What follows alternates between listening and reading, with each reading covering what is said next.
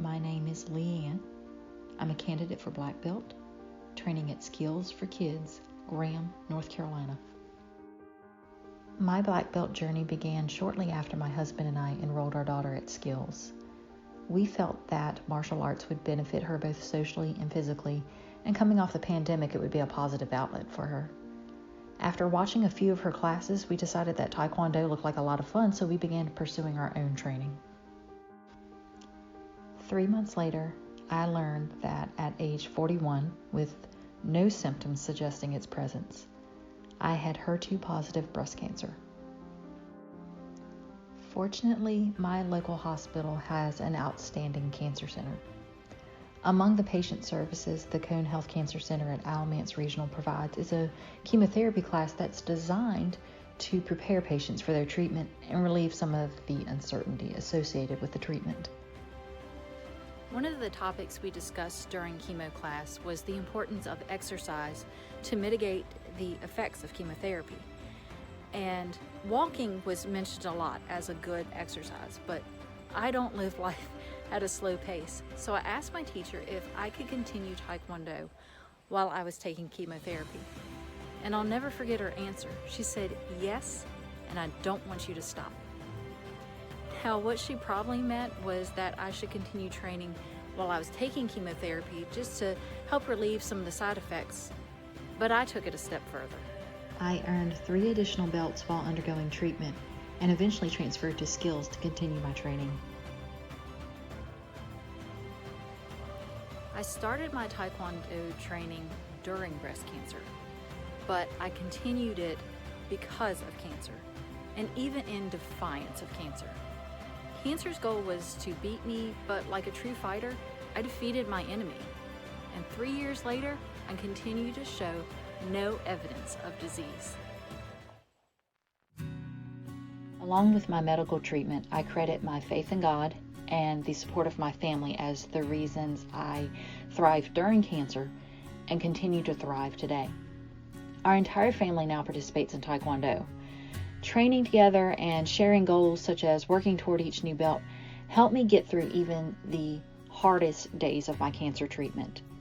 Having a common interest increases family bonds, but even more than that, for me, it was an opportunity to demonstrate to my children perseverance despite the obstacles, goal setting, achievement of goals, and that's something that they will take with them all throughout their life.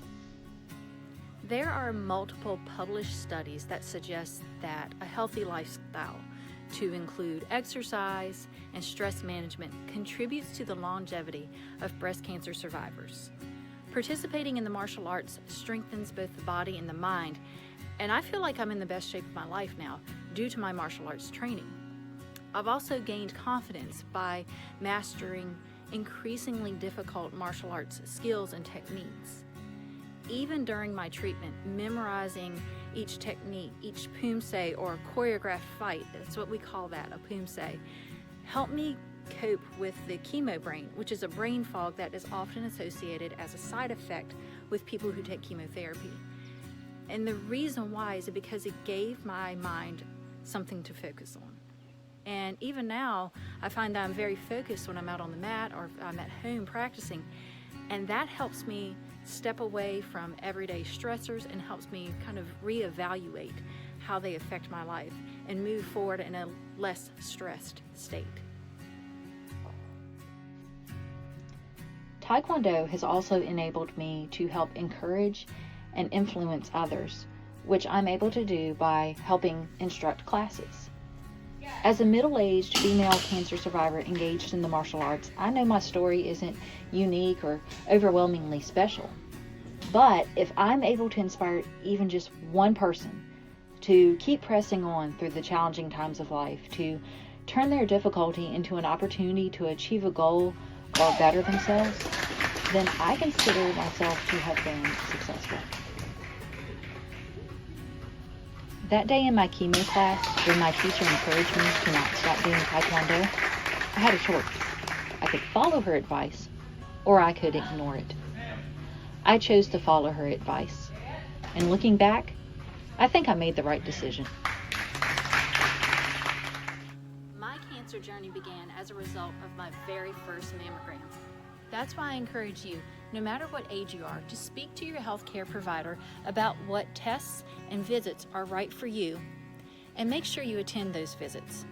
If you are unable to afford or access healthcare, contact your local hospital or health department for resources and organizations that can help.